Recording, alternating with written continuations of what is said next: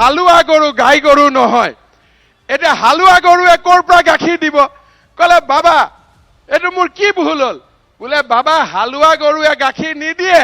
গাই গৰুৱে গাখীৰ দিয়ে তো কোন বুৰ্বক বোলে ইয়াক তো মই 6 মাহ দানা খুৱালো ভাল ভাল দানা খুৱালো ই নিদিবই নেকি গাখীৰ বোলে ই কেতিয়াও গাখীৰ নিদিয়ে এতিয়া এই কথাটো মই ইয়াত কলো কিয় কোনোবাই বিপিএফক ভোট দিব কোনোবাই কংগ্ৰেছক ভোট দিব ভোট দি কব আমাক অৰুণোদয় লাগে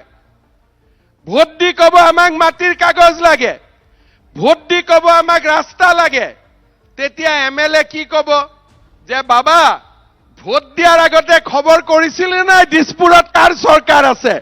দিছপুৰত বিজেপিৰ চৰকাৰ আছে মই কেনেকৈ কাম কৰি দিম তাৰ মানে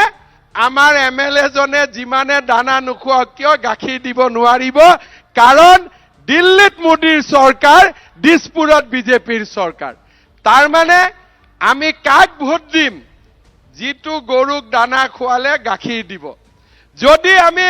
দানা খুৱাও গাখীৰ নিদিয়ে তাক ভোট দি কি লাভ হ'ব এতিয়া নিৰ্মল দাক ভোট দিলে গাখীৰ কোকৰাঝাৰৰ পৰাও আহিব দিল্লীৰ পৰাও আহিব দিছপুৰৰ পৰাও আহিব ঠিক কৈছো না নাই মই এতিয়া যদি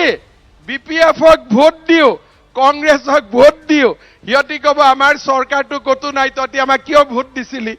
তেতিয়া পাব্লিকে কব আৰে হয়তো প্ৰমোদ বড়ো আছে কোকৰাঝাৰ দিছপুৰ আছে হিমন্ত বিশ্ব শৰ্মা দিল্লীত আছে নৰেন্দ্ৰ মোদী